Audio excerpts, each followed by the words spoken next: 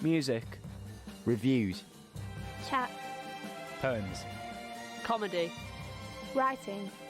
Interviews. ELFM, it's radio, but so much more.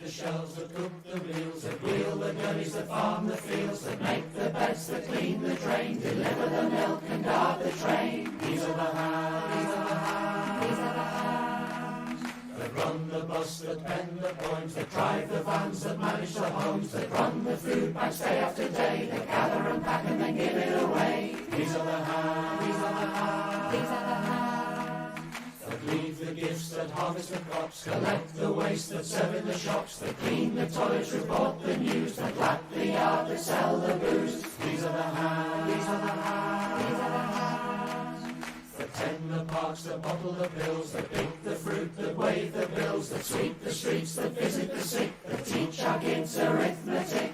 1 and 1 is 2, 2 and 2 is 4. We don't want to go back to the way we were before. These are the hands, these are the hands, these are the hands that carry the shopping, that pull the weeds, deliver the babies, plant the seeds, that mix the medicine, bring the post. These are the hands that matter the most. These are the hands, these are the hands, these are the hands.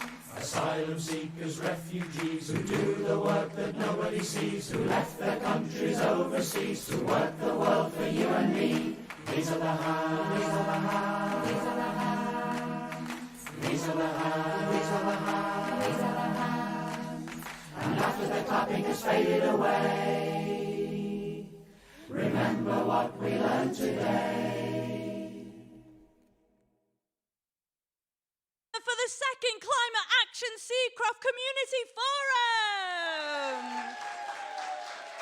Thank you all so much for coming out tonight. I wanted to start the evening with that song by the Commoners Choir because these are the hands in this room that are going to do some work tonight. These are the hands that have turned up. These are the hands that can definitely make a difference to our community and to the lives that we're all living. That's what all of us involved in Climate Action Seacroft believe. If you don't know me, my name's Natalie, and I'm the hub worker for Climate Action Seacroft, and we are a group of residents living here in Seacroft and surrounding areas who wanted to start taking grassroots community action, getting stuck in, getting involved with all kinds of projects that you're going to hear about tonight.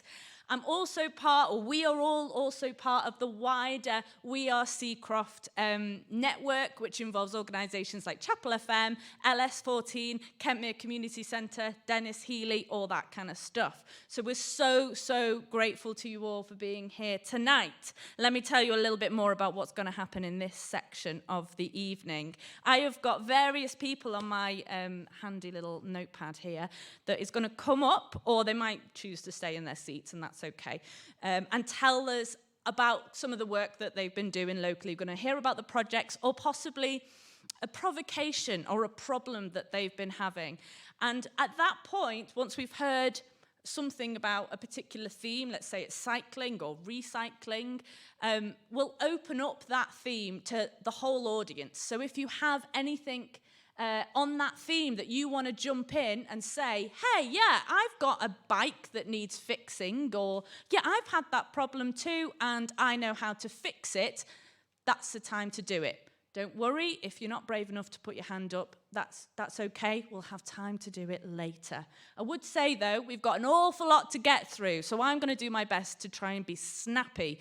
It very rarely happens, but I will promise I will do my best to be as precise as possible. So if we're going to ask everyone, including all the people doing the presentations, quick highlights, because this is about learning who's in the room and what are the top themes and top projects that are kind of on our minds at the moment.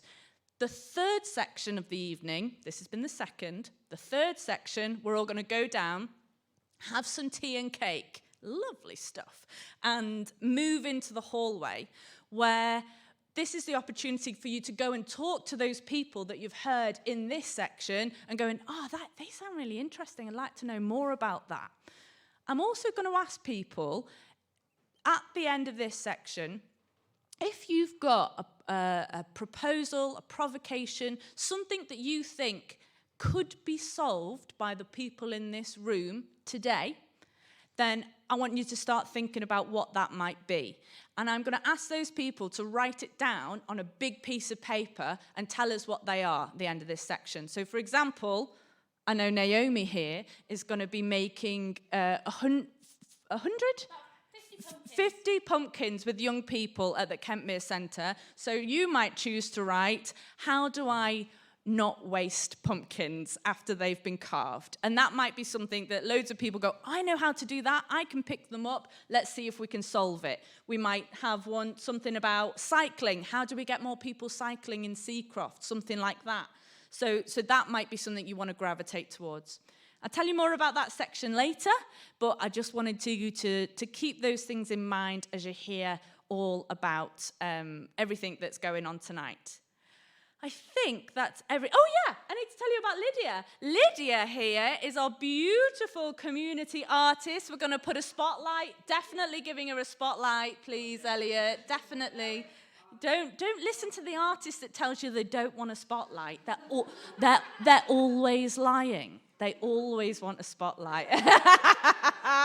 For the radio listeners, Lydia is running away from the spotlight.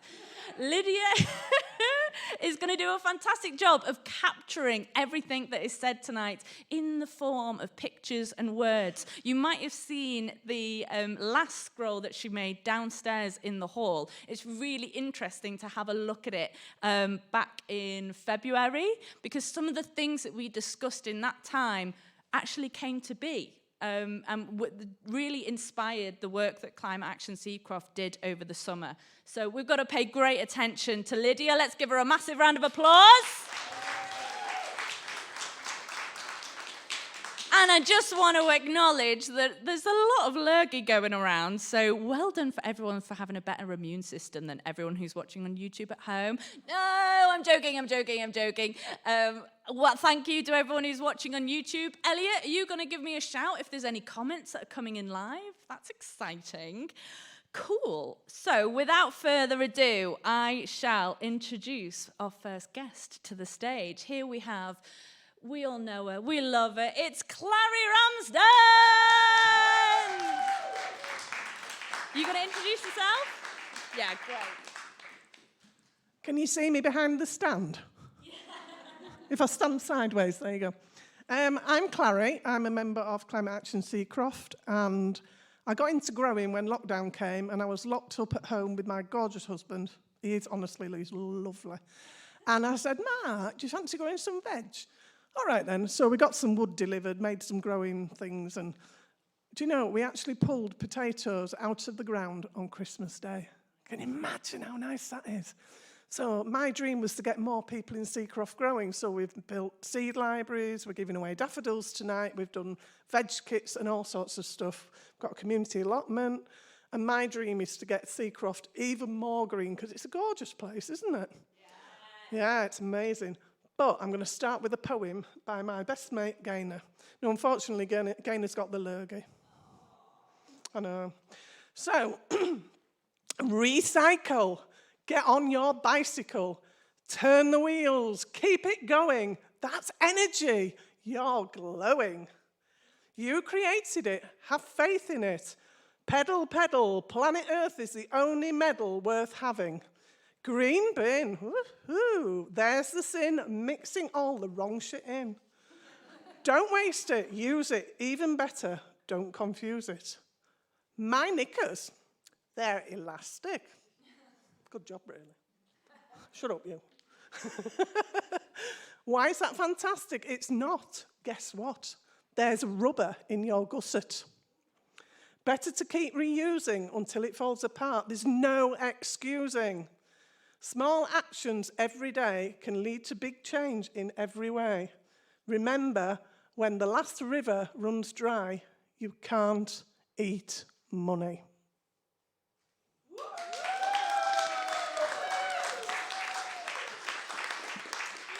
Thank you so much. Thank you, Clary.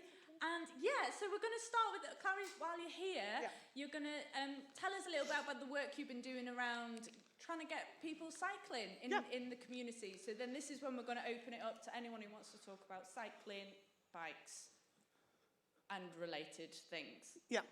So as you can tell by my really slim, fit figure, that was very polite that nobody laughed. I love cycling. When I was a kid, I used to cycle everywhere, 20, 30 miles a day. Loved it. Unfortunately, I've got a really weird type of asthma that keeps trying to kill me.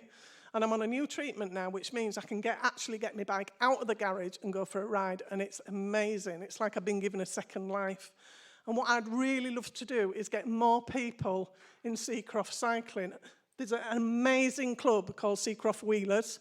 And I am going to get out with that club once I can get up to 20 plus miles in one go without falling off. But that's my aim. And in March, I'm going to ride 57 miles on my 57th birthday because I can. Thank you. But what I'd really love to do is get people like me, too fat for lycra. I mean, I'd wear it anyhow, I don't care. But, you know, people who want to come out cycling and just have a nice, jolly time and drink tea and eat cake. I mean, you do that in the Wheelers as well, I understand, don't you, Richard? Yeah. So if you want to learn to fix a bike or build a bike or just ride a bike, come and talk to me. Okay? That's what I want to talk about. Thank you. Lovely. So can you tell us a little bit more about, so we've got the Wheelers who are like a community, people passionate about cycling. Is that right, Richard? You're a wheeler. Any other wheelers in the room? Oh, the people about to become wheelers. That's what everyone is. And we've got Dave at LS14 Trust, who's been fixing bikes. Naomi, do you want to just tell us a little bit about what Dave's job is? Yes. Get you on a mic, thank you. Not just a counsellor. So Dave is our resident bike mechanic. So he is around Dennis Healy on a Thursday and a Friday, and he's at Kentmere on a Tuesday and earlier in the evening on a Thursday. And he's there to fix bikes. If he can't fix your bike there and then, he asks for the parts and then he'll come back to you. It's a completely free service. It's got a year's trial as a bit of a pilot, but the more people who use it, the more we can get more funding to carry it on, because we'll see a need. Amazing. And so there's something that we've been trying to do, Clary, I know you've been working on. What was it? There was something to do with the police? Yes. Yeah, the police, West Yorkshire Police said they'll come and help us add our bikes to the register. Oh, great. Yeah. So what register? What does that mean? You know, in Mark, if you... No. So if somebody pinches your bike and it's found, they'll be able to get it back to you. So we're arranging that. I'm just at the really early stages of trying to find out where all the threads are. Yeah. And then we're going to hopefully create something amazing. And then if people want to go on and join the Wheelers, they do cyclocross as well, don't you? As well as road riding. And we actually saw a bit of it at the weekend. It was amazing. I was shouting, go on Wheelers, go on Wheelers. So, you know, if you want to do it off-road as well, you can go do that with the Wheelers as well. But it's just to get people on the wheels and off and having a great time. And we've also got another offer on that one. Sorry, Katie. We've also got another offer on that one that we can get some training for people. So if they want to lead rides, or if they want to learn how to fix bikes, or if they want to learn to ride a bike themselves, there's absolutely loads going on. So we can connect and talk about it. Thank you. Sounds brilliant. Just one quick question. Do you know what times is at Dennis Healy and Kentmere? Very good question. It's a Saturday. So Tuesday, it's in the Rain Park between 4:30 and 6. Thursday, Kentmere Community Centre between 5 and 6:30. And then up to Dennis Healy. He's busy and he rides, so it's fine. Between 6:30 and 7:30. No, 8, 6:30 and 8. And then on a Friday at Dennis Healy between 6 and 8. Well, where can they find out that information? On the slim chance that that's not quite accurate, Naomi? The Dennis Healy one might not be. So it'll lead on to what I said later, what I'll be talking about later. You're going to talk about it any minute now. I'm going to talk about it any minute now, so I will tell you where to find the information out. So I'll just finish I'm crouched down. Hello? Radio listeners, I've just stood up. I think there's something key around, and what Clary's instinctively doing is thinking about, well, why don't people cycle? I've got a bike, I don't use it, and I need to ask myself, well, what are the things that are stopping me? It's got to be more than just willpower, right? That's part of it. But as you say, it might be that it's broken, mine is. It's broken and I don't know how to fix it, so learning how to do that's really important. It might be that there's not a culture around it, my friends don't do it. So if you join in the wheelers, you meet other people who are passionate about it, you're more likely to see it. It might be that you think the roads aren't safe. Let's get on to the councillors and ask that question about how can we make our roads more safe. Yeah, so there's key questions around how can we eliminate barriers that stop someone from standing behind the front door and walking out on foot, and how can we get the leg over and get them on a bike. Yeah, on a bike. Thank you so much, Clary, and thank you, Naomi. Give them a round of applause. So we're going to... Naomi, you can keep hold of that microphone. And Lydia, do you want to come over? Because these two fantastic people work at the LS14 Trust, and along with the We Are Seacroft collective, have been working very, very hard to pull together an awful lot of resources to try and support people through the energy crisis. And we all know how horrific the situation is, but at the same time, we know that we have a lot of strength in this community and we have a lot of resources. So that's what you're going to talk about right now. Go for it, Naomi. Yes, so hello, nice to see you all again. I will just caveat this with, I was told about this 5 minutes ago, so just excuse me if it's not a polished speech. But we did a cost of living crisis meeting a couple of weeks ago, and we brought together people who live in the community and organisations who could support, and we looked at all the vast information that there is out there, because when something happens like a crisis, everybody puts loads of information out there, and it's meant to be a really positive thing, but sometimes you get bogged down in kind of all of the stuff. So we talked about it and said, what can we do to distill that information, to get the information that's really important that people need to see? And also, how can we as a community respond to this? So yes, it's an awful thing, and yes, it's a very negative thing, but how do we make it positive? How do we make it about community power, as we are really good at doing in Seacroft? And so what we've done is we've pulled all this information together into a lovely flyer, and it's all about, that was as the you will best timing see, ever, Elliot. The flyer has just appeared. Living Well in Seacroft. And so We Are Seacroft is a group of residents and organisations who live and work and care about Seacroft. So this particular energy flyer is about us saying, how do we live well in this area and around Seacroft, for those of you who don't live directly in Seacroft. And if you go on to the next page, Elliot, it's got loads of information about what we do, and there's a range of organisations and buildings of where things are going on. And what we've decided is it doesn't matter which organisation's running it. It doesn't matter if it's LS14 Trust, if it's Chapel FM. All you need to know is what it is and where it is. And if you're interested in coming, that's enough. And we'll all work together and support each other and send each other to the right places. So that's about what we do. And then the what we know is about the information that we can already give you about things that will be supportive. So the citizen advice leads, the care and repair stuff, the money buddies, which is about energy plus services, the Green Doctor, which if you haven't seen Green Doctor, it's a really brilliant service that can support you to switch your energies and get the best prices, which is also helping the community, the climate. And then the last thing is about what we share. So as a community, what it is that brings us together. So Climate Action Seacroft, this fantastic place where we're all together today, which is everything that Natalie will talk to you about. And then we've also got options to volunteer or take the lead. And that's about getting involved in We Are Seacroft, either because you want to volunteer for something that's already going on, or you have a brilliant idea that you want to take forward and do something with, and there's people around who champion that, who absolutely want to hear your ideas. And so this is going to go out to loads of houses as well as through the schools, and it's also going to be put in all the local community centres. So please pick up a leaflet, but also there's going to be a website, and I will hand over to Lydia, who's been working super, super hard. Is that okay, Lydia? All about the website that we're pulling together. That's the We Are Seacroft website. Are we going to see it, Elliot? Have you got it up there? No, that's okay. So the images that you can see on the flyer, if you can just leave it up for another second, each of our key buildings have got a lovely little illustration, as you can see in that top left-hand corner.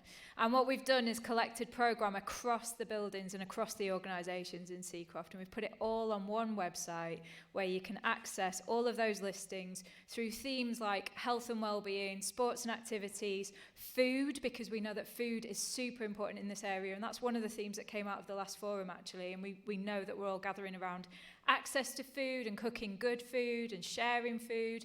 The website is just around the corner. I know it because I've seen it. It's just around the corner. Will it over the line, everyone. And this flyer will be downloadable from the website as well as being physically available in all the places that Naomi just talked about. So it'll be an ongoing place to know, rather than naming places as warm spaces, we just want to call them spaces where you're welcome. And all of those spaces will be made really, really obvious on that website all year round. Amazing. Thank you so much, Naomi and Lydia. So on that, can I open the floor up to any projects or initiatives or queries, anything you want to say that's on the theme of energy and or community and information, getting information out to people? So anyone who would like to chat about that? Oh no, you don't want to talk.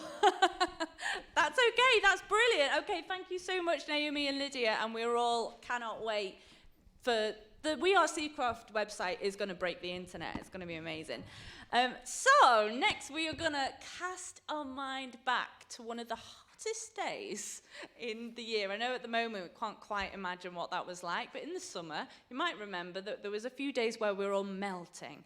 And on one of those days we had a family fun day down at the LS14 Trust Cafe, and young people performed. We brought all sorts of different climate-related people together, and I'm not going to say too much more about it because we're going to watch a short video about what was going on that day and hear from some of the people who were there.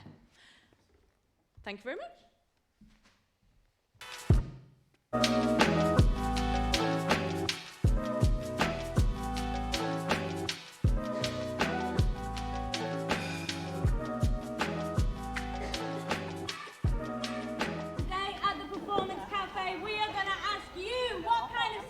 Do you want to live in? What kind of Seacroft do you want to create?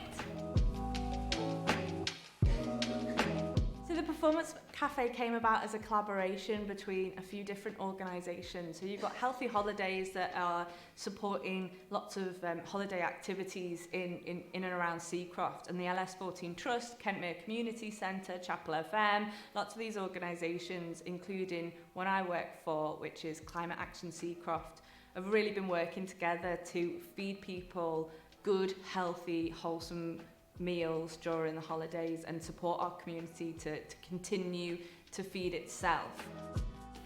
The Performance Cafe has been really great. We made pizzas and picked fruit and stuff. I was part of the Performance Cafe and we went on a nature walk. We were going to make some pizzas at the Killingbeck Community Centre.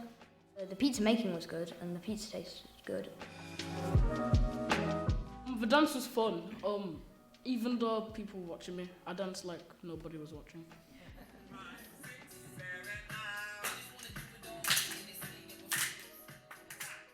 all the people that are currently involved in Climate Action Seacroft wanted to make sure that we weren't just making assumptions about what everyone thinks about the environment and climate-based issues. A lot of the projects we're doing we're just cracking on and building our own forest, we're building our own community groups, we're giving out food, we're just doing the work. But some of us thought that there should be something where we can actually talk a little bit more directly about how people think and feel about these issues. So this is something we've come up with, and it says, you and your environment, look at the wheel of issues, what comes to mind? And we've got things like work, housing, education, food, energy, transport, justice and nature. And we're inviting people to add on their ideas. And the idea around this was to stop people going, oh, climate issues, well, that's to do with polar bears and flooding elsewhere. And to go, no, it's to do with all these issues, and all of these affect every single person. So it's about bringing climate issues that could feel like they're somewhere else and making it pertinent to your life.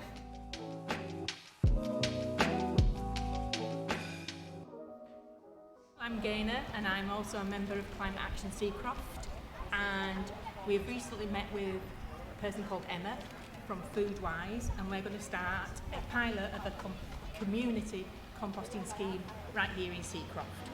So people can get a free caddy that they can put their veggie scrappings, tea leaves, coffee grinds, loo rolls, empty egg boxes in here. They bring their caddy up to the lovely LS14 Trust. They tip it in this brilliant composter, which will be at the back of the trust, and hopefully it will break down into lovely gold, golden soil.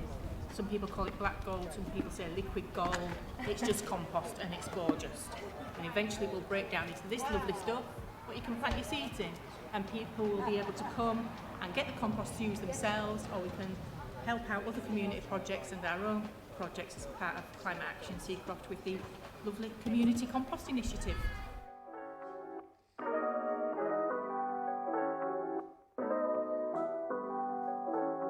So we've been asking young people, essentially, if you were running a community cafe, what would the rules be? What would it look like? What would it feel like? And as we're going out and visiting these spaces, like the community allotment, like the Killingbeck Nature Reserve, going for walks outside, we're talking about what's great about these experiences, what do we enjoy about eating together, and what can we bring that into our performance cafe. When I'm 18, I'll run a cafe that doesn't just serve food, it will serve the community. When a person comes in with a problem, the waiter will offer them somewhere quiet to sit and some help and support. It will be a cosy space, a secret space that only good people know about. There will be a good company. Just like this, let's celebrate it! When I'm 18, I run a relief cafe. It will have its own tree that grows different fruit at different times of the year. There will be blackberry and raspberry bushes and an allotment. There will be a family space where people can come and bring their own food to eat. If I had my own cafe, it would probably be like, so you would be able to, families could book rooms and families could bring their own food. It will be eco-environmental and not dogs, except for guide dogs, because that's needed. When I'm 18, I'll spend every day outdoors.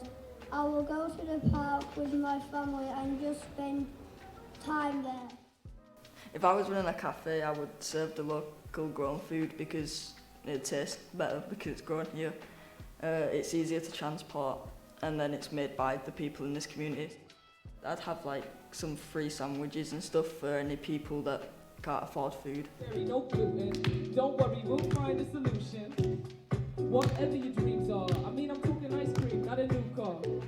And I know we don't look like much, but I know we don't look like you. And at least we don't look like how things usually do.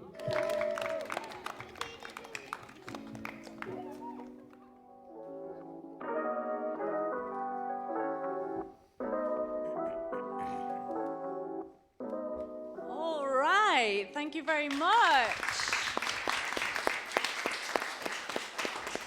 So, So, on the theme of young people, on the theme of food and cafes, if you were going to run your own community cafe, what would the rules be?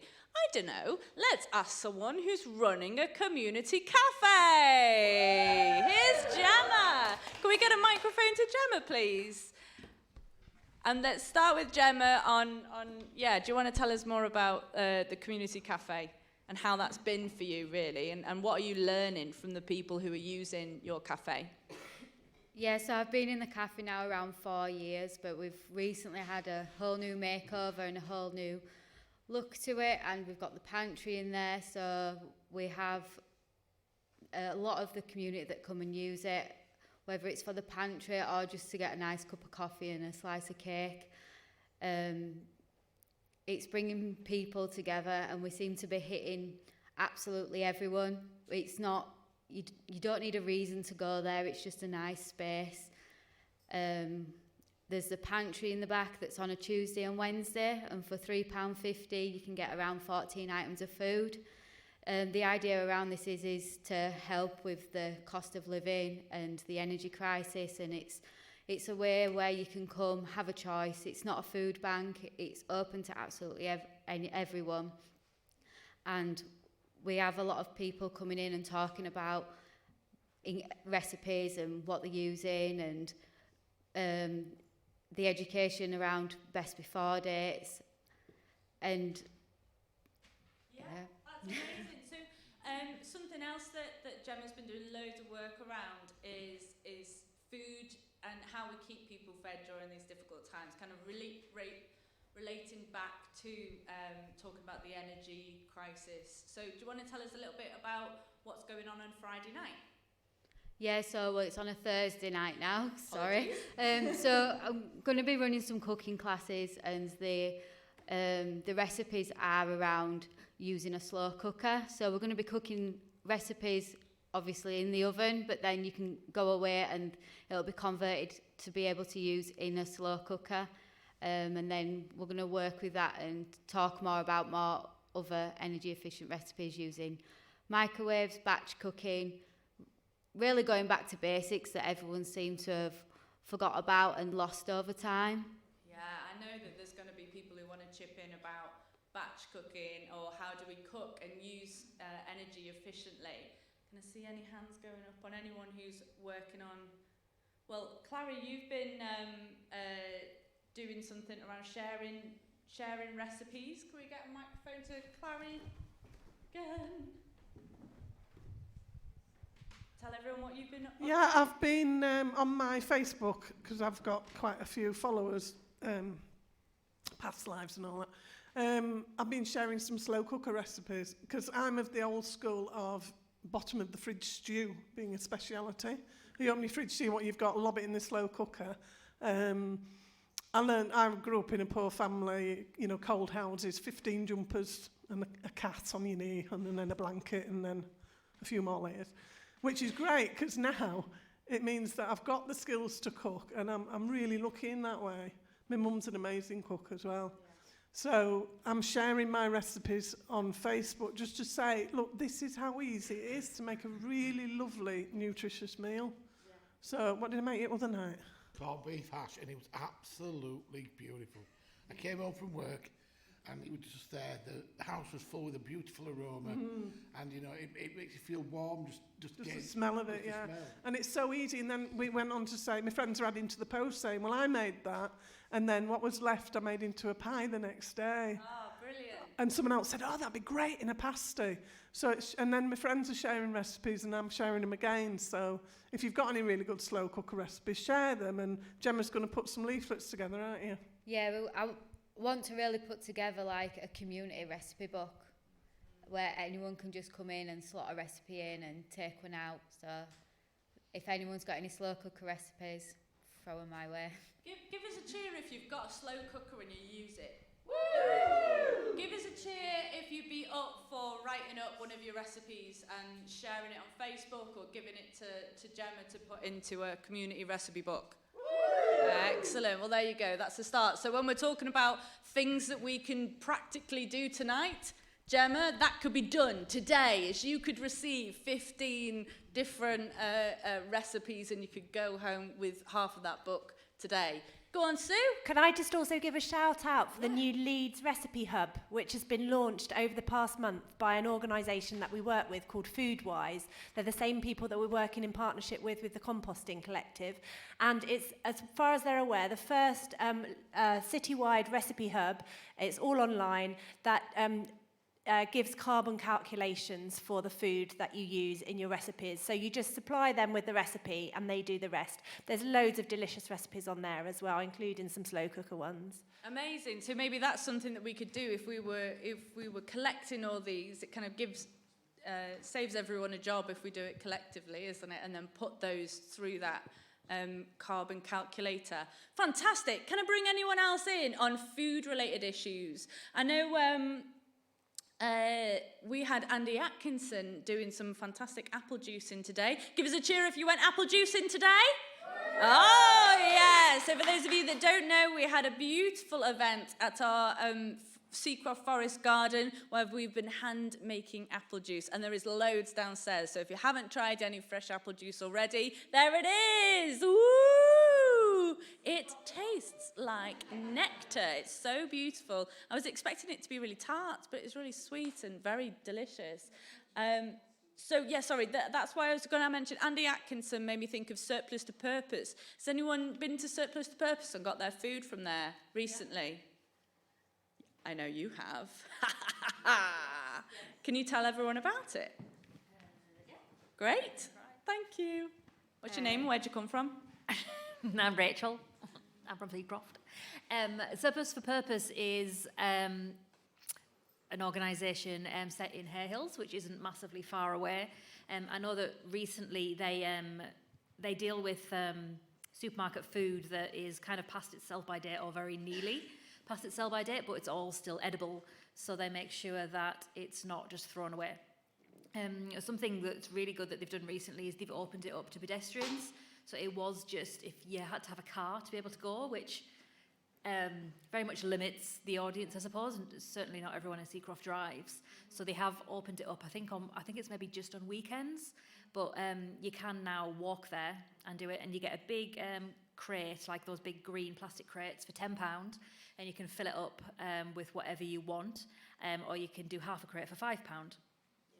Absolutely, and vitally, that's all food that would have been chucked into landfill. So every time you go, not only are you getting completely edible, delicious, amazing food, you're preventing waste. And on the theme, preventing food waste, can we get Clary to tell us more? You heard Gaynor on the video, so that's nice that Gaynor got to be here in spirit, even though she couldn't be here in person.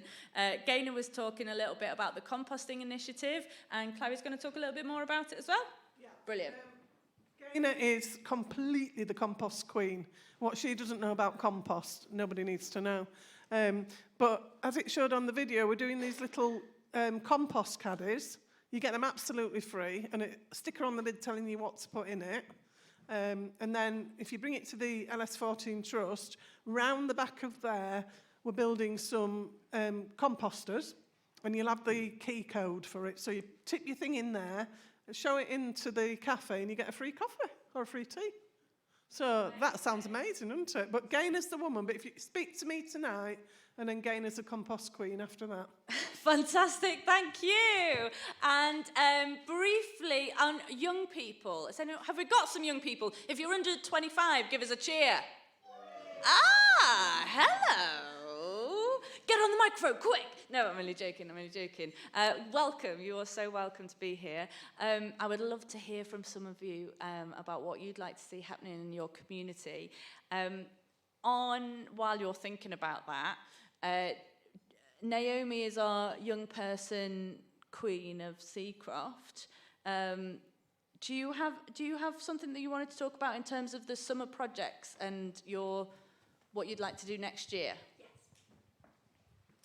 Yes, so as you saw there was a partnership project with organisations in Seacroft and Unfolding Theatre and the wonderful Natalie, who led the project. And it was looking at, it was a response to children who were given free school meals in the pandemic, and how the government response to children on free school meals and how families were treated during that time, which personally didn't think was right, and lots of people have the same opinion.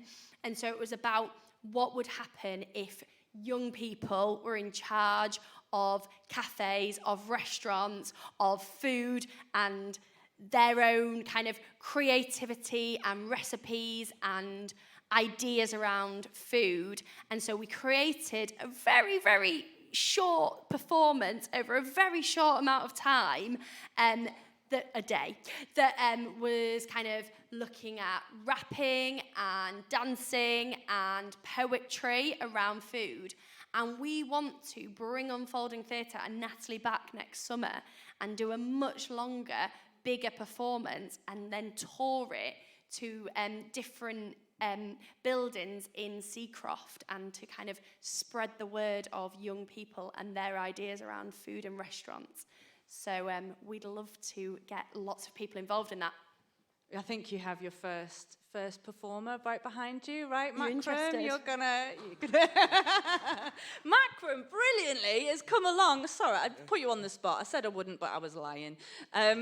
You were just passing the forest garden and decided to you saw some apple juice in, and now you've ended up here tonight. Brilliant. Give Macron a massive round of applause. And Cam as well. Thank you so much for coming.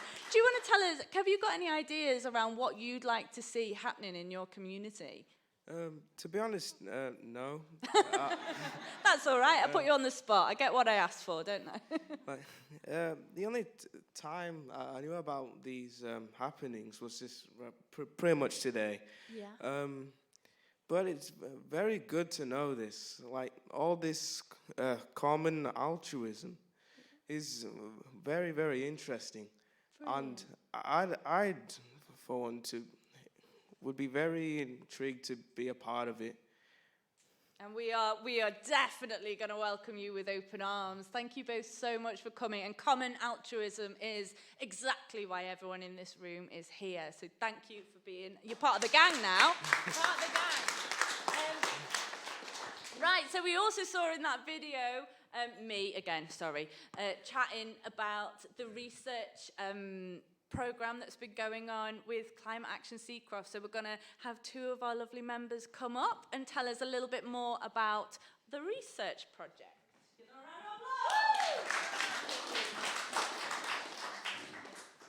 Yes, I'm Richard. We're the research project with Katie, Natalie, Dominic and Sue. And we want to engage with the local residents in Seacroft to understand what people feel about climate change and to sort of take the temperature as to where people are. So there are two sides of the coin on this. One is we want people to feel knowledgeable about climate change, and also we want to hear what people think about it so that we can shape the programme that Climate Action Seacroft is doing. So a difficult thing to work out how to do that, but we came up with the wheel that you saw on the video earlier that Natalie showed, and we've taken that to the Family Fun Day and the festival on Killingbeck Fields during the summer as a stall, just to find out what people thought. And we've put that together, and this is a work in progress. We intend to take this further over the next 2-3 years, or however long this is running. And these are some of the results that have come out. So when you saw people sticking post-its on the wheel, we've collected them, and we're just at the start of our journey, really, aren't we? But we've already got some really interesting things that people have said. This one in the middle, if nature wasn't here, we wouldn't survive or exist, is what everything's kind of pinned on, really, that it's really important for us to respect nature and us to play our part in protecting it. We had under different headings Under the energy one, people came up with practical solutions in terms of how to keep warm over the winter, and things like layers came out, and keeping yourself wrapped up in blankets, which I think Clary's already talked about, is probably something we're all going to be doing over the next few months. You heard Gemma talking a lot about food, and the idea of cooking lessons. It was really, really good to hear, because that's something that we're already doing. So it was good to hear that people wanted us to do something that is already becoming a project. And I think this one was really important. People wanted better signposting to things that were available. And again, doesn't that fit in with the whole We Are Seacroft message and the leaflets and the website that's being created? It's really, really frustrating, really, when people say to us, we'd really like to know what's going on in Seacroft, we'd really like to know what support's available, and it's there, and there is an amazing amount of support there. So I think that's something that is a really important part of our work. And education, you know, we all need to be educated about climate, about the issues that we're going to face, and I think young people are going to be absolutely key, and it was really good to see some of the comments that came out from young people about wanting education, wanting to find out more about what the issues were and how they could get involved. So, as Richard said, it's a starting point. We're at early days yet, but it's been really, really interesting, and what we're hoping we can do with it is inform where we go next. Brilliant, thank you so much. So on that, is there any other ideas on research, on community mapping, on how we go out into the community and find out how people are feeling and thinking about these issues, and how we can, importantly, how we can gather it all up? Tony, I'm looking at you. Yeah, you seem like... Questions that I'm curious about, if anyone in the room knows. Microphones on it. Oh, it would be the artistic director who forgets to talk on the microphone on the radio. For the radio listener, how involved are the schools in some of these conversations? Are there certain schools that are leading the way, or interesting things that are happening in schools in terms of just making sure that, you know, next generation is thinking about this stuff? Is anybody involved in schools and can say a few words about that? Katie, do you want to talk about your experience? Yeah, so I have found it really difficult to get into schools, and anybody who works in schools or has any association with schools will know how busy they are. And it's something that we're looking to pick up again. We had a really nice kind of ready-to-go project for schools, and I think what we need to do is make it really, really easy for them to get involved. You know, lots of people that we're working with have associations with schools, and it's looking to tailor it to a way that appeals to the children, but also is super, super easy for the staff to get involved, so it isn't an extra burden for them. I'd like to hear from people who go to school. When you say climate issues or climate change, and you think about those things that are on that wheel, like nature, like education, like what else was on there? Justice. What are you doing at school that you could tell us about? Hi, Martha. Hello. At school, we've been doing this fun project. It's where someone's called an eco-counsellor, and they get to be an eco-counsellor for like maybe a year, maybe 2 years, and we'll all have a vote on who we think it is.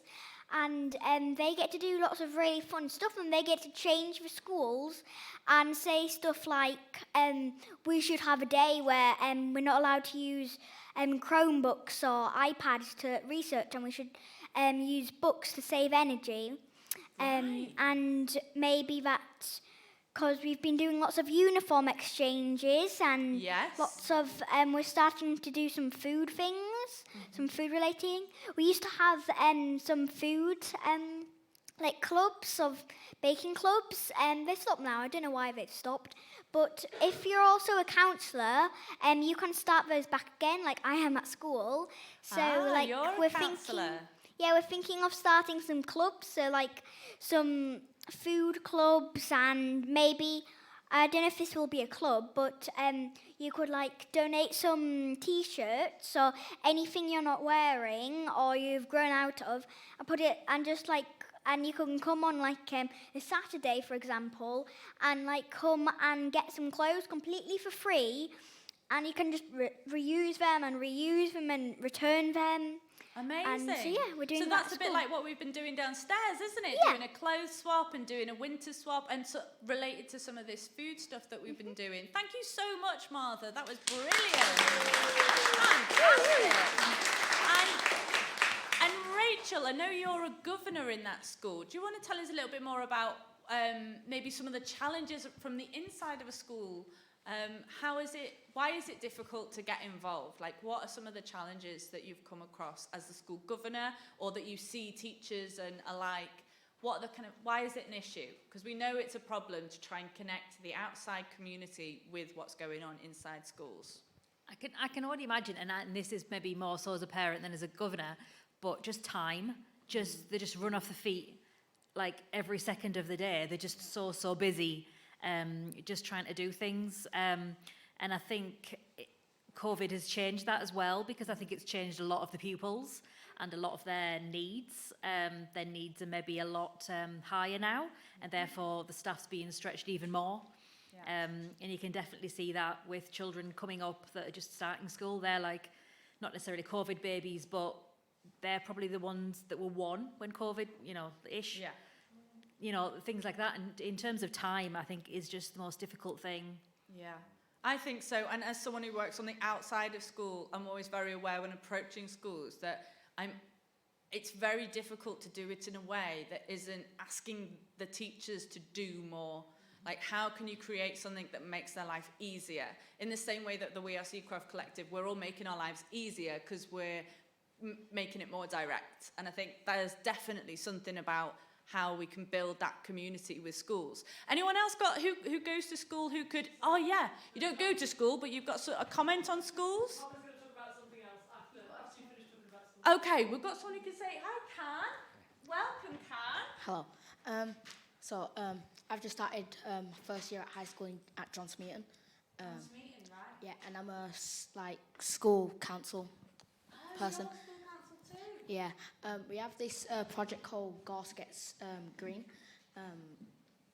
influencing the healthy. So our school, we're aiming to get a green flag to show that we're completely eco-friendly.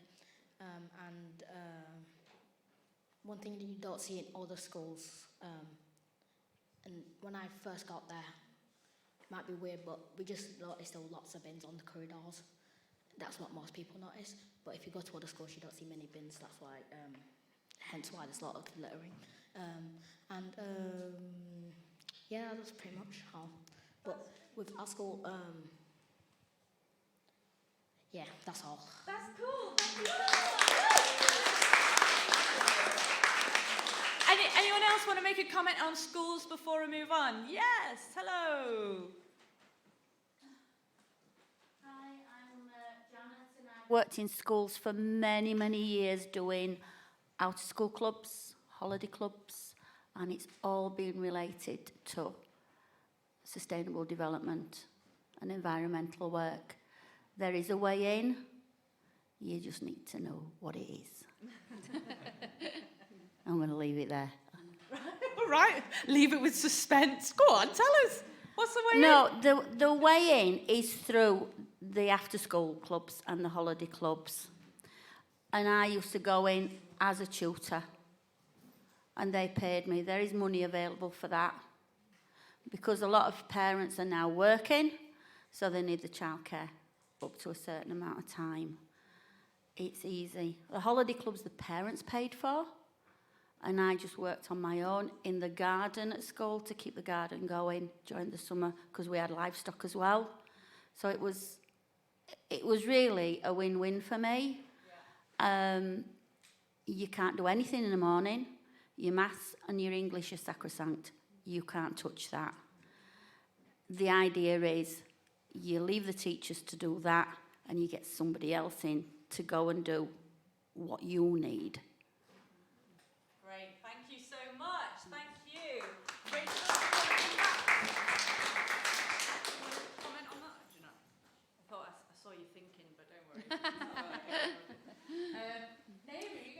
Yeah, it's so I don't work in schools, however, I do work with a lot of young people, and what I've heard tonight is how much young people actually care about all of this stuff. I think it's really important that you help educate the adults. So at Kentmere Community Centre, we're really bad at single-use plastic, and I'll hold my hands up and say, I'm really bad at single-use plastic because we're so busy all the time, and we're like, yeah, just throw all that stuff out, give all the snacks to the kids. Actually, it's really important that we work together and you help us to be better at this sort of thing. So can I have your help with that? Can I have your help with that? Amazing, thank you so much.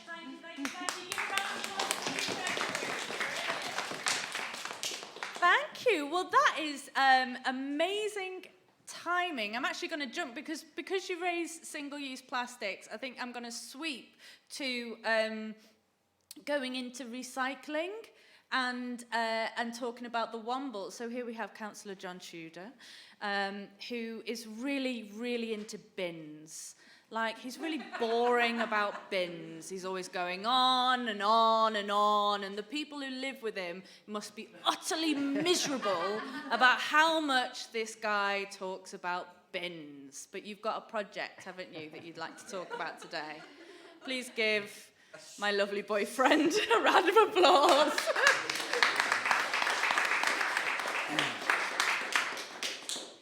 So I'm going to be very brief for a change. Yeah, January last year we started the Seacroft Wombles, which is a litter picking volunteer group. Went fantastically well in lockdown number 3. One of the best things that's come out of it, as well as Seacroft becoming super clean, is all the friendships that have come out of it, and there are people in this room who have become really good friends. Give us a cheer if you're a Womble! There's a few of us. Most of them are out working, and it's a big task because a lot of people don't look after the neighbourhood, but a lot of us do. So that's been a brilliant thing on the environmental front. Behind the LS14 Trust and the Ramshead Shops, we have, inspired by Climate Action Seacroft, I've sort of been involved in developing what we call a recycling hub, which we took the couple of glass banks at the front and we moved them to the back, and we added cardboard recycling, small electrical recycling, and what's the other one? Clothes bank as well. So, and that's where the community composters are going to go as well. So it really is going to be, it is, and it's only to develop more as a recycling hub. And perhaps we can start doing that in other places as well. So this fantastic thing about this We Are Seacroft idea, this idea of this collective identity, and there are 25,000 people in this area, 450 streets. It's about getting this information to people, letting them know where the events are, the community centres, the playgrounds, the projects, the clubs and societies. And this website is going to be really good. Not everybody is online, but then there's going to be leaflets as well. Go to connect everybody, reach everybody. If they don't want to be involved, that's fine. They might be too busy or whatever. But it really, we're really on a massive roll in Seacroft about empowering people in all sorts of ways and celebrating how brilliant Seacroft is. Which brings me on to... Good, quick, hurry up. my final idea, which is, I mean, what better, if you're into rubbish and bins, what better thing to do than to build the biggest bin in the world? So we've applied for the Guinness World Record for the largest litter bin in the world for next March. It's going to be 5 metres across. It's going to be 7.5 metres high. Hopefully somebody from Guinness World Records will come and see it. But more importantly, even than that, you know, to raise the profile of the importance of recycling paper, cans, glass, aluminium, that sort of, what's the other one? Glass, paper, cans, Move plastic. Yes, I've forgotten what I'm going to say now. You want to get the community involved? Yeah, so the whole thing, the frame's going to be built out of reused material. So I know James is on board, going to help me. If anybody else wants to help me build this bin, please come and talk to me afterwards. Mark's going to be brilliant. So, but, about the primary schools. oh yeah, so yeah, we'll get some big boards of wood. We'll give them to any primary school that wants to be involved. So they can do lots of artwork around the idea of recycling. We'll clad it in that as well at the lower level, so people can see that. But let's get into the newspaper. Let's get into the record books. Let's put Seacroft on the map for a really fantastic reason. Yay! Thank you. I really like the idea of whatever the day is for the world record of having the biggest bin. We've got all this artwork that's been created by the community, and then we do like a mass womble around Seacroft, and everyone like arrives at the bin and fills the bin so that it could be. Who's going to empty it? That's his problem. That's his problem. Don't worry about that. He's done his bin man training, I know, because we got to keep the boots. They're very good. Okay, so anyone got anything that they want to shout out on litter, recycling, single-use plastics, anything on that? Yes, Martha. I've got a question about the biggest bin. Very excited So about the bin. yes, I'm excited about it. Your kindred spirits. I'm really excited about this, yeah. I want to know where this bin's going to be. Like, will it be in the centre of Seacroft? Will it be like a statue, like really famous in Seacroft? Or it'll just be like a little thing in a shop? Well, it would have to be a very big shop. My current thinking is it would go on when it's existing for that week to be on Seacroft Village Green, but it doesn't have to be there. It's not set. So I'm open to ideas. Where would you like it to be, Martha? Would you like it to be on your street? This is one of the most litteriest streets in Seacroft. Where would you put it? Maybe, yeah. Maybe. Yes. So maybe we could put it because maybe an area which hasn't got a lot of bins, and so we won't need to add more bins. We just use one big massive bin. Brilliant. So like on like a street which has got rubbish and like maybe some like chairs dumped or so to make it like better. So I've got two questions. First, how are you going to transport this big bin? And what are you going to do to, let's say you leave it in public. Isn't there a chance that some very bad people are going to come and vandalise the bin? Yeah, we have a lot of bin vandalising in the community. Yeah, very good questions. We're going to build it in the place that it's not going to be around for very long. It's going to be like a flash mob, like a world record. Here it is. We're going to build it wherever we build it. We'll like modularly build it first, and we'll put it together wherever we want it to be. And then, so it won't be there for like more than 3 to 7 days or something. So I might like guard it while it's there. He's really, really into bins. Anything else on single-use plastics? Anything? Yes, Natalie. Let's get you Sue. Thank you. Hi, I'm Natalie from Space 2. I'm one of the community arts organisations that works with Natalie and with Clary in the local area. And I just wanted to add, because I know litter sounds really trivial sometimes, like not a big deal, but it just reminds me of that fact around by 2050 that there'll be more plastic in the water than fish. And the idea of that is just so sobering. So actually something like raising awareness with a huge bin, or people in schools looking at doing litter picks, which is something we do at Space 2 as well with the Gipton pickers, is so important because it's just a huge impact that plastic has, and it won't be going away. And again, on the line of bins, just how important it is for the bins to actually be for recycling. I've recently been thinking that it's fine that lots of materials are being made recyclable and biodegradable, but if they're not going into a bin where they're going to get recycled, then it really doesn't matter. They're just going into landfill with the rest of the rubbish. So I just want to say that I do think that's a really important project, and I'd love to see more recycling bins out in public and not just in people's homes, because I think that'd have a big impact if you can recycle when you're walking in town and when you're walking around Seacroft. Lovely, thank you. Brilliant. I am going to move on to our last presentation of the evening, and I think it's entirely fitting that this presentation is from the Forest Garden. Is that all right? John? Yeah, okay. You're just going to give us some brief highlights, that's all.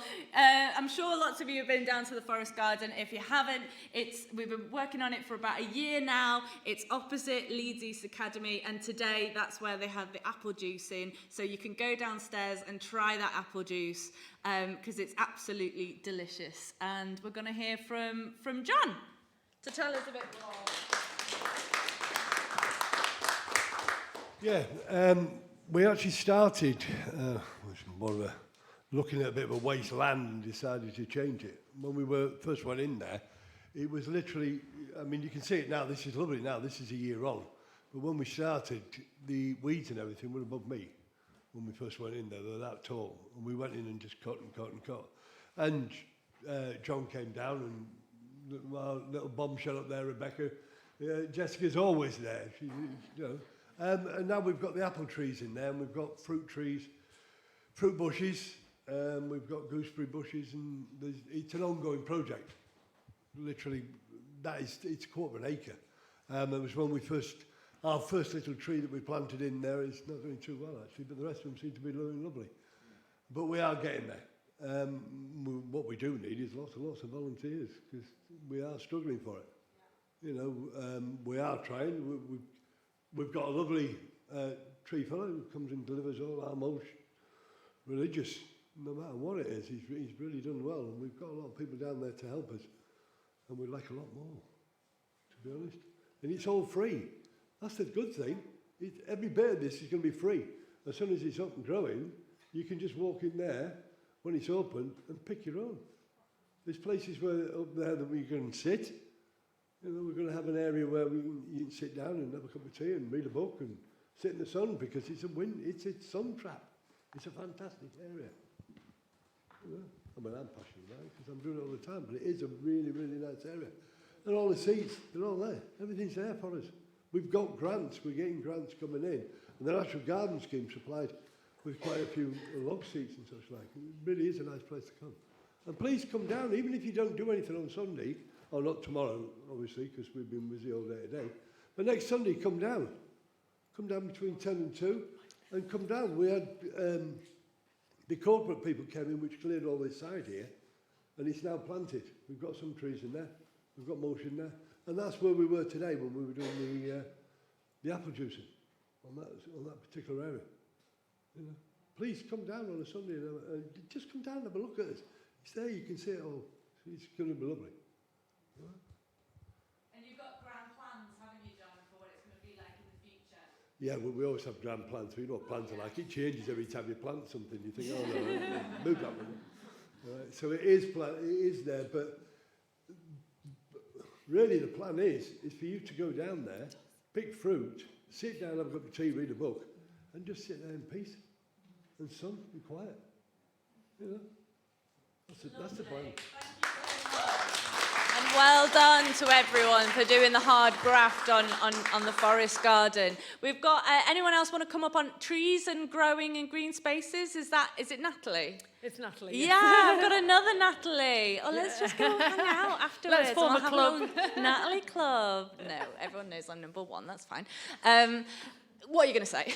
So just one idea about more volunteers. I met with someone in Retas in Hare Hills recently, and he coordinates a project called Action Asylum, where lots of the asylum seekers that are stuck in the hotels around Leeds, it's a project to help them come and do conservation work, and he said that the people are really, really keen. They're really bored, they feel really isolated, really stuck, and would absolutely love to come and support a project just like yours. So if you want me to help you connect to the guy in Retas who can help you connect to the people that are really desperate to come and do exactly what you're asking for, then I'm happy to do that.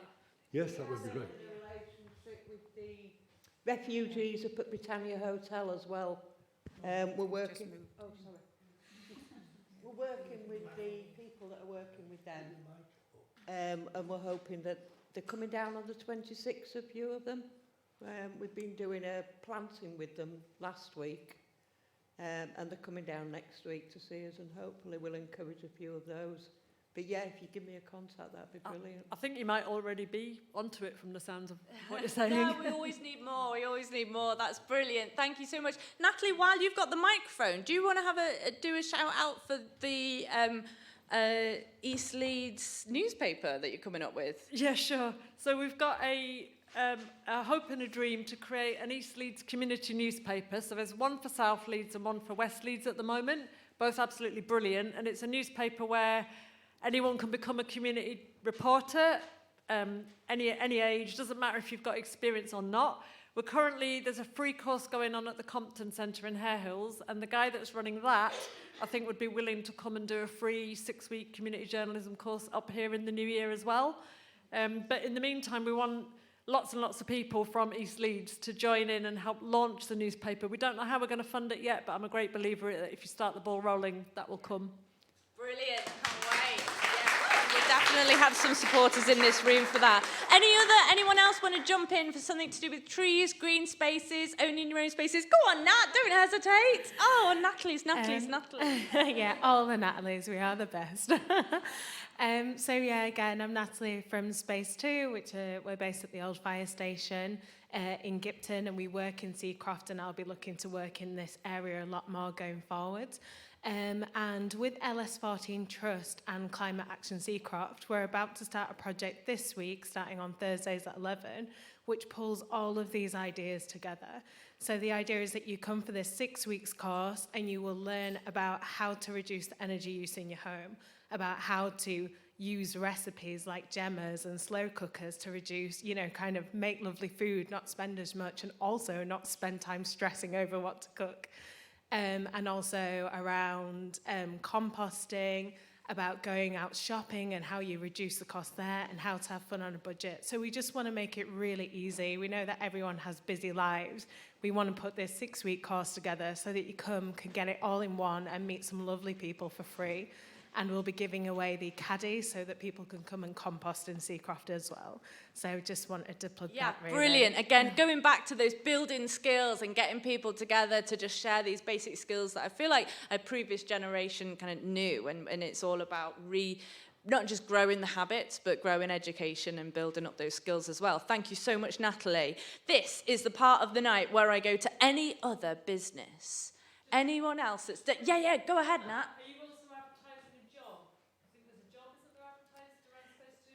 Yeah. So we have a new job role coming up, which is essentially for an intern who wants to be involved in climate action. So to be based within Space 2 and raise awareness of climate change. So that's something really exciting that we've got coming up, and that's sort of out now. So you can either look on our Facebook or on our website at Space 2 and find out about that. And it'd be an excellent opportunity as well for a young person.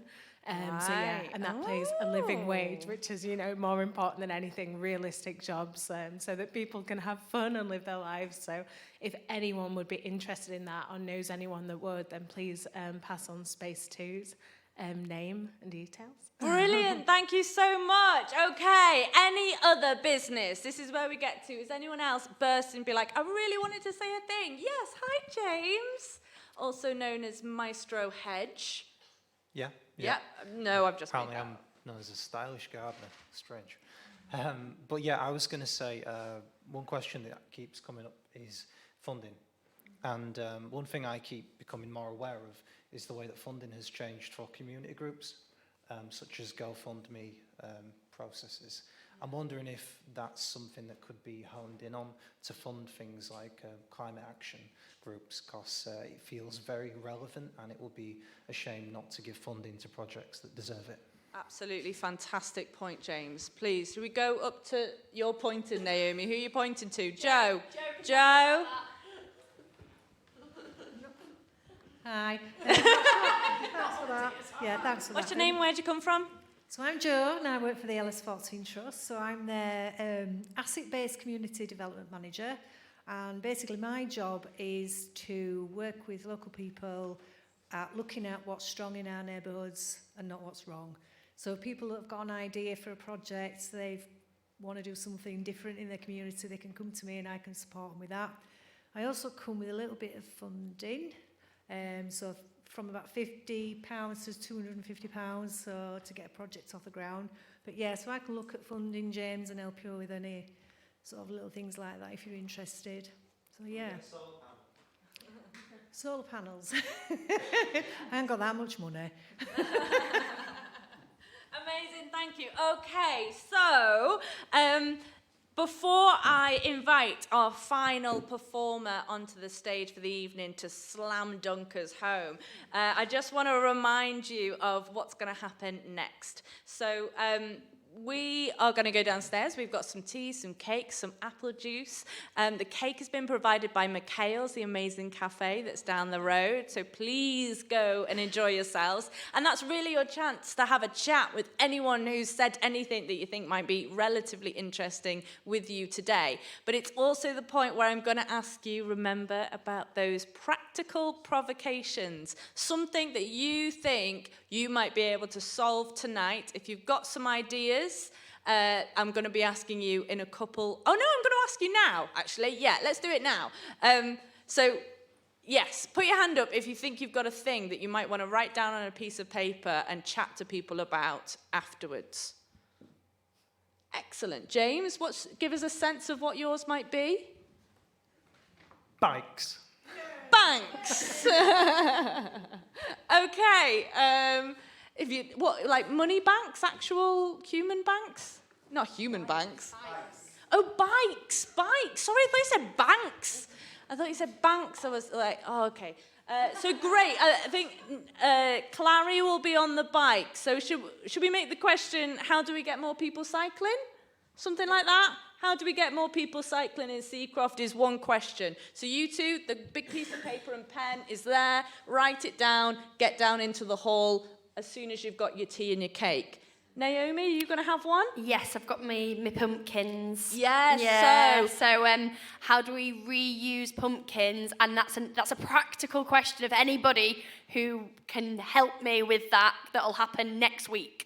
So they are being given to children and families, and they are carving them and taking them home. I mean, it's not just those 50, it's all of the pumpkins in the universe. What are we going to do with all that food? We know we can compost it, we know we can eat it, so how do we organise around that, right? That's that conversation, so you're going to write pumpkins on a big piece of paper. Hello, my friend in the corner here. It's me again. So I've got sports, getting some young people into sports such as, football and basketball and some other sports. Great. So do you think that's related to the cycling question as well? Could we make it activity? Maybe a little bit broader than cycling. It could be, how do we also encourage people just to get into more sports? Yes. I love that. Brilliant. Yes. Great. Thank you so much. And Macram? Yeah. Pretty much this entire place, Action Seacroft. I think I'd like to spread the word about your doings, because I think I know quite a lot of people who would like to partake in activities, and especially like at this time where people are applying for sixth forms, other places like that, in personal statements. Giving word about them, like doing these sort of great things, would help them a lot in the long run. That is an absolutely fantastic question. So, and as you can see here, actually, there's a lot of people who I expected to be in this room who are not in this room. So you can engage and you can push and you can tell people that stuff's happening. We know about the Forest Garden. Everyone thinks it's a great idea. We know about Killingbeck Community Allotment. Everyone loves the idea of it. They have a great time. But generally, it's quite hard to get people engaged and get people active. And you're absolutely right. So that is the top priority. So you're going to be a question around engaging people and getting the message out. How do we answer that? An absolutely fantastic question. Thank you so much. Oh, lovely Tony's here. Give Tony a round of applause, everyone. My fine friend. this is a practical question, Tony, that you think could be solved tonight with the people in this room. What's the question going to be? Soil health. Soil health. How can we improve our soil health? Is that the question? Yes. Great. And in regards to the carbon which is trapped within soil. Yes. Good. Because yeah. Great, lovely. I was going to tell you about sea meadows, but we'll save that for when we're off air. Any others? So give us a shout. Oh, go on, Natalie. No, go on. Sorry, Sue. Your thighs are getting a workout with all this up and down. As a community arts organisation, I'd love to know people's ideas for how we can engage communities and raise awareness through the arts. So at Space 2, we use poetry, we have events like, we have a eco-fashion event coming up with, sort of recycled clothing. But I'd love to know more about what other people think we could do.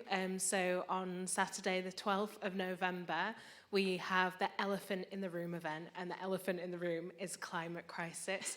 And we'll be raising awareness through an eco-fashion show, poetry performances, talks on sustainability, and by eating local food that's been grown by our Gipton growers. So amazing. I'd love for people to come to that, but also to just know, what creative ways do you think that we could raise awareness of sustainability and just community thinking and community methods, really? Absolutely. Thank you, Natalie. And you've also made a nice note to what I'm going to ask you to do at the end of the night, which is we will be giving out evaluation comments, sheets. If you could fill out how you've found this evening, that would be absolutely fantastic. All feedback is always really, really helpful. And alongside that, I'm doing some research, a PhD in theatre and environmental justice. So I'm asking you as a researcher exactly that question, Nat.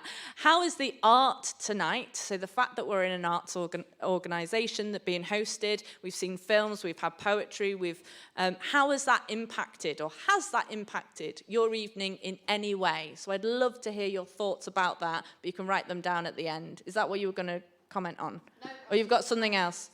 Okay, Kate's got a question for something else, and then we've got to go. It's just a shameless plug. I'm sure when you go downstairs, you'll be visiting all the brilliant stalls that are down there. Please come along to the clothes stall. You might want to take some for a recycling project that you talked about. We've got loads and loads of really good clothes, and it will be a shame for me to take them all home. So don't be shy and come and take whatever you would like. Well, that could be your question, Katie. It could be, what do we do with all these clothes? Can be your question. I think that's enough for now. So we're going to finish with Sue. Oh, before Henry comes on, we're going to finish with Sue with and some business about, very important business about the steering group. Yeah, so I just wanted to say, Climate Action Seacroft, we're a year old, which is exciting, but what it means is that our steering group need to stand down and new people can come on board, and the existing steering group can restand to be on the steering group again. And we don't have an election process. Anyone who would like to be part of our steering group is really welcome. So that just means you get to be involved in the planning of what Climate Action Seacroft does, and also in how we spend the money. James, just talking about your point about funding, every year for 3 years, Climate Action Seacroft has £8,000 to spend in the community on climate-related issues. So it's all about working collaboratively to do things that we want to do for the community that also help the planet. So if that sounds like something you'd like to volunteer for, I would love to hear from you. I've got these flyers downstairs, but I'm also really easy to find either on Facebook via Climate Action Seacroft's Facebook page or via my email address, which is sue@t4p.org.uk. If you're not keen to be on the steering group, but you'd just like to get involved in our activities, you've heard about some of them that are going on, like the Forest Garden, the allotment, we're always keen to invite people along, and we do really create a welcoming space. But the other thing is that because we've got money, there are other ideas in your minds and in your imaginations that we are not doing yet. And we are really keen to support people to make their own ideas become realities. So if you've got an idea that you'd like to see happen in this community about climate change and that will be positive for the community, then please get in touch with us. We'd love to hear from you.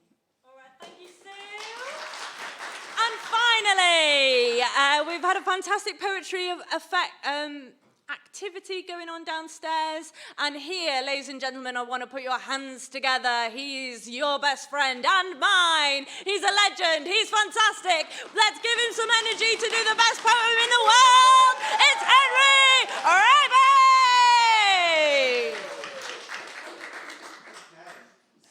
How was that? Thank you. Hello, everybody. Shall I use this one?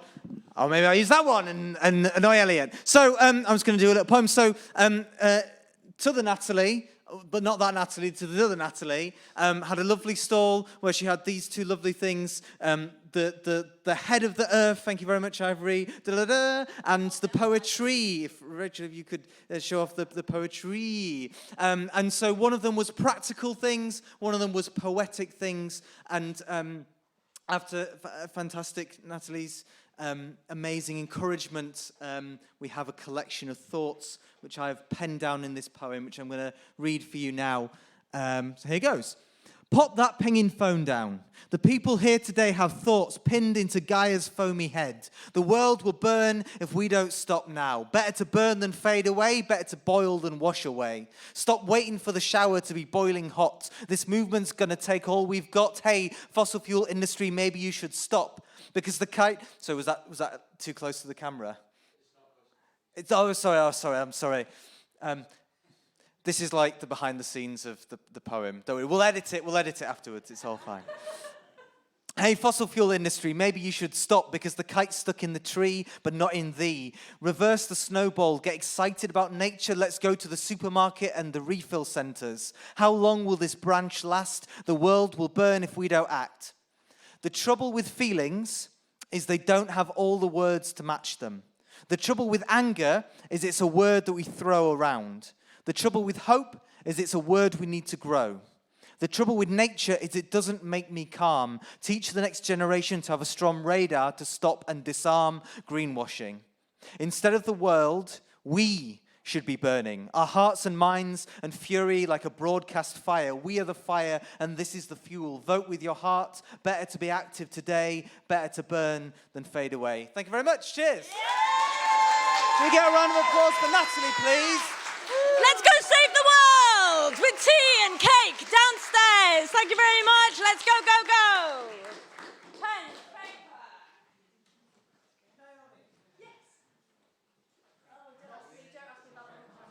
From the cold, there's a freeze on the city, the schools are all closed. Come on in from the cold, and the kids left at home are